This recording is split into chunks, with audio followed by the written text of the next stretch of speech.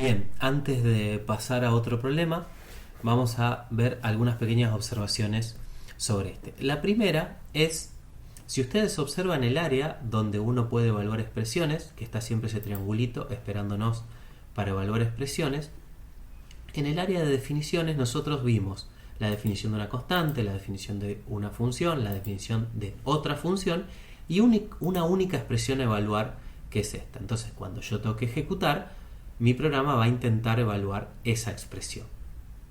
Esa expresión, al ser una expresión Big Bang, la evalúa creando una ventana.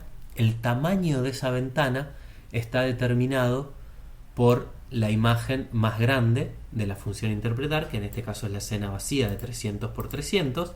Fíjense que si yo toco ejecutar, me aparece una imagen de 300 por 300. Si yo cambiara a, por ejemplo, 500 por 500, al tocar ejecutar, la ventana que me aparece sería mayor. En ese caso no aparece centrada porque me olvidé de cambiar las coordenadas X e Y del centro de la escena.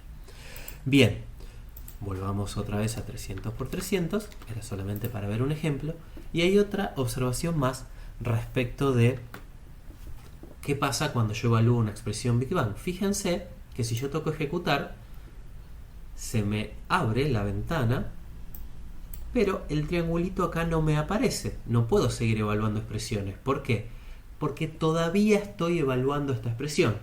Una característica de los programas interactivos es que en general no están pensados para terminar. Ustedes vieron en el apunte que hay una forma de terminar estos programas interactivos y nosotros lo vamos a programar en un ejemplo, pero la idea es que esto vaya respondiendo a los eventos infinitamente hasta que alguien cierre de alguna manera esta ventana. Entonces, esta expresión Big Bang, que estoy marcando acá con el mouse, todavía se está evaluando hasta que yo no cierre la ventana o el programa no termine con esa cláusula stop when que aparece en el apunte. El programa, la expresión se va a seguir evaluando. Bueno, cuando yo cierro esta ventanita, observemos que el triangulito vuelve a aparecer para seguir evaluando expresiones, pero me aparecieron dos cosas. Bueno, por un lado, el tema de los casos de prueba. Si observan, yo había puesto casos de prueba en la función decrementar y efectivamente recién ahora me puede decir que esos casos de prueba han pasado, es decir, una vez que terminó de evaluar todas las expresiones. Una observación en general, cuando tengamos funciones que devuelven imágenes, como el caso de interpretar, no les vamos a pedir que hagan los casos de prueba. En todo el resto de las funciones sí, así que ténganlo en cuenta porque tuvimos bastante problemas en el trabajo práctico 2. Y por otro lado aparece un numerito, un valor acá, el número 2. ¿Qué será ese número 2? Bueno, cuando esta expresión se termina de evaluar, todas las expresiones que se evalúan devuelven un valor. Bueno, el valor que nos devuelve la expresión Big Bang es el valor del último estado. Eso quiere decir que yo terminé el programa, se ve cuando el círculo era bastante chiquito. Fíjense, si ahora volvemos a ejecutar, vamos a apuntarle a algún valor alto y vamos a terminarlo. Y en ese caso me da 95. Es decir, es el último estado en el cual el programa se evaluó antes de terminar. Bueno, quería mencionar esas observaciones y una observación más respecto sobre el evento tick. Acá estamos diciendo que pasó una unidad de tiempo, pero ¿cuánto es esa unidad de tiempo? Bueno, en la mayoría de las versiones de Racket que ustedes tienen es 1 sobre 28 de un segundo. Pero nosotros podemos modificar esa unidad de tiempo como mejor nos parezca. Por ejemplo, decir que sea medio segundo, ¿sí? Y darle un segundo argumento al evento onTick. Fíjense que si lo ejecutamos vamos a tener un achicamiento del círculo mucho más lento. Es decir, cada medio segundo el radio del círculo se reduce en una unidad que fue lo que yo programé. Uno puede cambiar ese valor para que los programas vayan, vamos a decir, más rápidos o más lentos en función del tiempo y que nosotros controlar la tasa de refresco, vamos a decir, de las imágenes. Muy bien. Hechas esas observaciones, sí vamos a pasar a otro ejemplo. Bueno, y para terminar vamos a agregarle una variante a nuestro programa que trabaja incrementando, decrementando el radio del círculo. Si recordamos, teníamos una listita en la página 2 que hablaba de eventos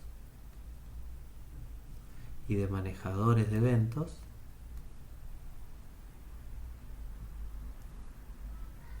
Y en el caso de mi programa teníamos el evento del paso del tiempo, del que había pasado una unidad de tiempo, y para ese evento utilizábamos la función decrementar. Lo que vamos a hacer ahora es decir, bueno, yo ahora estoy interesado en manejar eventos del teclado, ¿sí? Entonces nosotros vamos a tener, para poder manejar eventos del teclado, definir una función que justamente esté preparada para manejar eventos del teclado. Le vamos a llamar, sin ser en absoluto originales, manejar teclado. Bien, de esa manera uno podría ir agregando eventos y manejadores de eventos en la lista, y observen que la forma en la que este diseño está pensado lo hace muy sencillo, es decir, podemos trabajar sobre el mismo código y lo único que tenemos que hacer es aquí en la expresión Big Bang agregar una parejita, saber cuál es el nombre del evento asociado al teclado, que yo ya lo conozco y si no ustedes lo podrían buscar en la biblioteca, y le vamos a decir que le asocie la función manejar teclado. Sí, lo que va acá es el nombre de una función, no hay que ponerle argumentos, de eso se encarga Racket. Lo único que nos resta hacer ahora, por supuesto, es definir la función manejar teclado. Para eso vamos a ir arriba, porque en la expresión Big Bang, si yo la uso, no puedo definir la función abajo. Después vamos a ver cómo mejorar eso. Y vamos a diseñar nuestra función manejar teclado. Bien, lo primero que tenemos que hacer, según nuestra receta de diseño, es dar su signatura. Y esto es una cosa muy importante que siempre tenemos que tener en cuenta. Cualquier manejador de eventos tiene la siguiente signatura. Recibe un estado. Bueno, claro, un estado dependerá del programa. Habrá programas que tienen como estado un número o una imagen. Veremos más adelante que se puede llevar más de un número como estado para, por ejemplo, mantener las coordenadas de un objeto horizontal y vertical. Ahí necesitamos dos números y además queremos llevar un color. En el caso del editor de texto vamos a llevar un string. Bueno, pero siempre es el tipo de datos que yo utilizo para representar el estado. Y siempre devuelven un estado. Esto es fundamental. En la asignatura siempre lo tenemos que tener en cuenta, e incluso está bueno que, a pesar de que el estado yo lo use como un número, como un string, como una imagen en alguno de los ejemplos, siempre yo utilice la palabra estado para este tipo de datos, para estar bien convencido que esto es un manejador de eventos, es decir, es un transformador de estado. Yo tengo que pensar cómo, dado un estado que es la situación actual del sistema, yo genero la nueva situación del sistema. Y luego acá en el medio, en esta parte, es algo que dependerá de el tipo de evento que yo estoy manejando. En el caso del reloj vimos que ahí no va nada, simplemente yo me enteraba que ocurrió algo, que la función se va a llamar. En el caso del teclado, bueno, en el caso del teclado me viene una descripción de lo que ocurrió. ¿Y qué es lo que puede ocurrir en el teclado? Me tiene que venir una descripción de qué tecla se apretó. Bueno, para eso Racket elige un string. Habrá otros lenguajes que elegirán un número, alguno que haya programado en C conocerá el tipo char. Bueno, en este caso a mí me viene un string que me dice qué tecla se apretó. Entonces, para el caso del teclado, nosotros vamos a tener esta asignatura. ¿Sí? Después, a medida que avancemos, vamos a ver las diferentes asignaturas para los distintos manejadores de eventos. Pero lo que nunca va a cambiar es que el primer argumento de un manejador de eventos es un estado. Y que lo que devuelve siempre es un estado. A veces se confunden y, por ejemplo, devuelven la imagen a dibujar. De eso, recuerden, se encarga la función interpretar. Acá solamente los manejadores de eventos trabajan con datos, con estados y con descripciones del evento, que en este caso para el teclado es un string.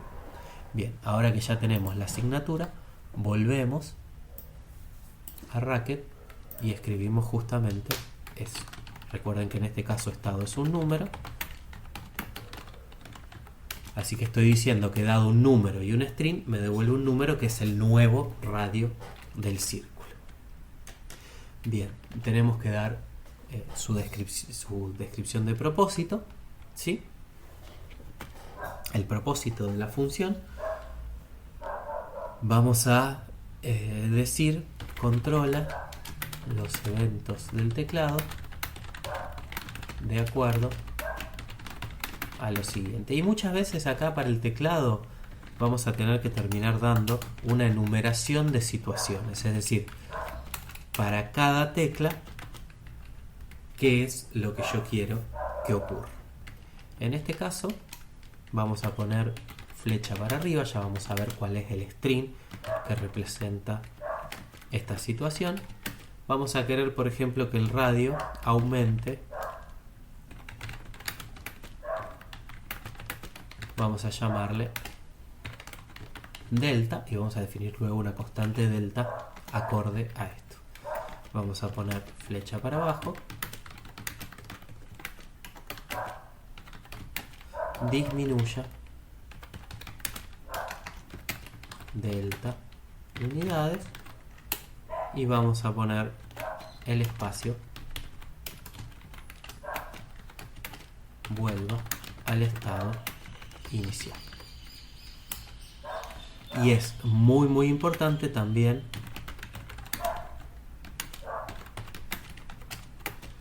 pensar qué es lo que ocurre cuando uno presiona cualquier otra tecla, no una para las que yo estoy preparado. Vamos a decir no modifica el estado. Bien, una vez que tenemos su declaración de propósito, vamos a pasar, por supuesto, a los casos de prueba. Ya que no devuelve una imagen como yo les había aclarado, tenemos que dar los casos de prueba. Bien, vamos a pensar. Por un lado, vamos a escribir manejar teclado y vamos a pensar algunos ejemplos. Vamos a pensar qué pasaría si el radio es, por ejemplo, 100 y presionan la flecha para arriba. ¿Sí? Bueno, vayamos un segundito a definir esa constante delta que dijimos que íbamos a definir. Vamos a ponerle 10, por ejemplo, y vamos a pensar que cuando yo aprieto la flecha para arriba, el radio se incrementa en 10. Lo que pretendemos hacer entonces es pensar cuál es el valor de respuesta. Justamente el otro día en una consulta me preguntaron esto, ¿qué pasa cuando yo defino constantes? Uno podría pensar poner 110 acá, y bueno, mientras yo no modifique la constante delta, eso estaría bien, pero lo que puede ocurrir es que si yo modifico delta, este caso de prueba ya deje de pasar. Bueno, del lado derecho de los casos de prueba se puede poner expresiones que también requieren evaluarse y que dependan de las constantes. Entonces, lo que yo voy a decir es que cuando el estado actual sea 100 y yo apriete la flecha para arriba, el nuevo estado va a ser 100 más delta, donde delta es esa constante de ahí. Entonces ahora este caso de prueba está preparado para modificaciones en la constante. Vamos a ver qué pasa si presionamos la flecha para abajo. En este caso vamos a tener 100 menos delta, ¿sí?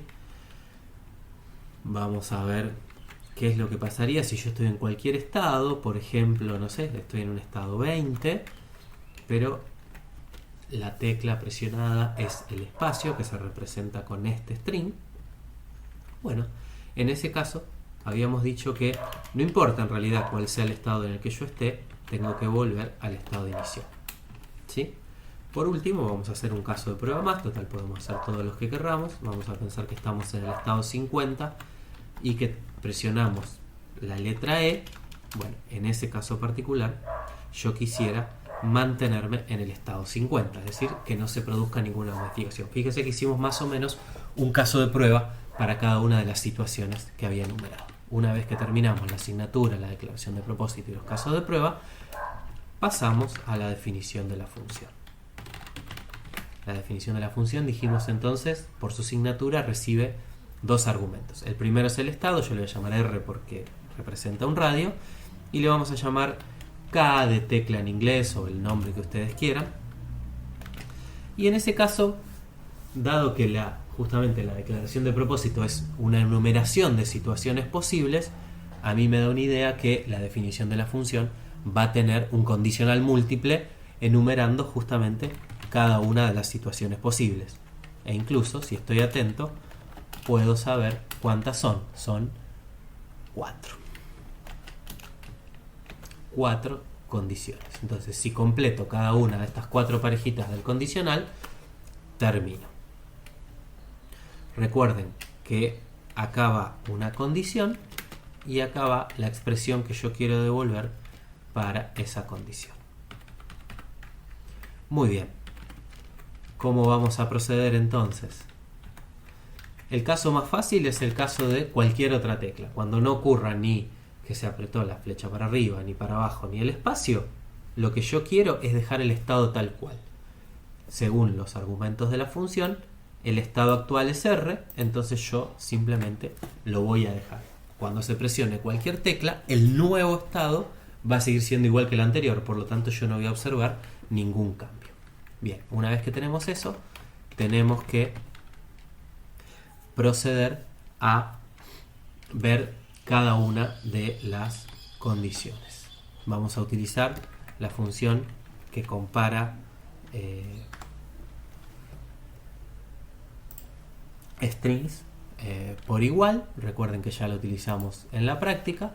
Vamos a preguntar si la tecla apretada que está representada en el string K es igual a esta, que es el código de la flecha para arriba. Vamos a hacer una cosa, y para cada una de las teclas en las que estoy interesado vamos a proceder igual, solo que con el código de la tecla en cuestión. O sea que esto también me sirve.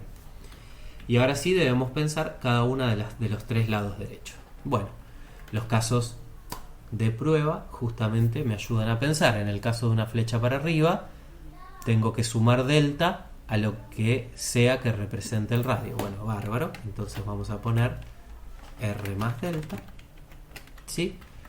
En el caso de la flecha para abajo, el caso de prueba me ayuda a pensar solamente que tengo que tener en cuenta que si tengo un radio muy chiquito, por ejemplo 5, no quiero devolver menos 5 para que la función no me falle, y en eso tenemos que pensar algo parecido a como hicimos en la función decremental. Es decir, vamos a preguntar que si el radio ya es menor que delta, o sea, en el caso de que delta sea 10, esto significa que el radio es entre 0 y 9.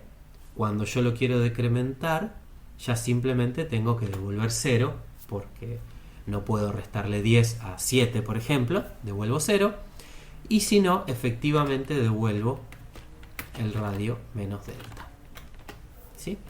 O sea que ponemos ese condicional ahí para que cuando yo tenga un radio que es 3, 4, 5, no le reste 10 y me pase a un radio negativo, que es algo que nunca puede ocurrir.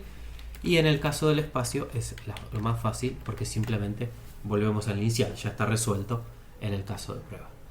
Muy bien. Entonces, como yo ya había hecho la asociación con el teclado, lo único que me resta es ejecutar este programa. Y observemos, recordemos que el radio se va decrementando cada medio segundo, porque está el manejador del reloj, ¿sí? Pero ahora, si yo aprieto la flecha para arriba, observamos que el radio se incrementa en 10 unidades. Si tenemos flecha para abajo, se decrementa en 10 unidades. y vamos a hacerlo bien grande y vamos a apretar el espacio, vuelve al inicial. Yo voy a presionar, por ejemplo, la tecla F, R, G, T, Y, y ninguna de ellas produce alguna modificación. Volvemos a apretar el espacio y se vuelve al estado inicial. Muy bien. Cerramos la ventana. Un error, ahí me dice además que el estado final fue 89 y que todos los casos de prueba pasaron. Un error muy común es olvidarse esta situación de que no se modifica el estado frente a cualquier otra tecla. Bueno, en ese caso nuestro programa daría un error. Vamos a quitar el caso de prueba vinculado a esa situación y vamos a quitar esta parte del condicional, es decir, yo solo me preparo para las teclas que me interesan. Bueno, si ejecutamos mi programa, va todo bien, no hay ningún problema, el radio se va decrementando con el paso del tiempo como antes. Si yo toco flecha para arriba, el radio se incrementa. Si toco flecha para abajo, el radio se decrementa. Si toco el espacio, el radio vuelve a el estado inicial. El único problema sucedería si yo toco cualquier otra tecla. Voy a tocar la T, por ejemplo, donde mi programa se interrumpe, ¿sí? Me queda ahí la imagen en el último estado consistente que tuvo. ¿Qué es lo que sucedió? Bueno, vayamos al mensaje de error que me dio. Me dijo que hay un error en una expresión condicional y que todas las preguntas, todos los interrogantes resultaron falsos. ¿Qué ocurrió? Bueno, si vamos siguiendo la ejecución del programa, observamos que cuando yo presioné la tecla T, K se reemplazó por la T como un string y fue evaluando cada una de las condiciones. No era el string up, no era el string down, no era este string que solo tiene un espacio en blanco y no había ninguna condición más. Por lo tanto, cualquier otra tecla hizo fallar el programa porque el condicional evalúa a falso todas sus expresiones. Eso es algo que en general no vamos a querer que ocurra y por eso siempre vamos a contemplar el caso de que cuando haya un error o un descuido del usuario o accidentalmente se presiona otra tecla, el estado quede tal cual estaba. Siempre para eso la cláusula else nos va a servir. Bueno, y ya observamos entonces cómo ese programa original ahora maneja además el teclado. En la práctica tienen ejemplos de cómo manejar por ejemplo, el mouse, y lo van a tener también en los ejercicios resueltos. Con esto terminamos la clase sobre la práctica 3.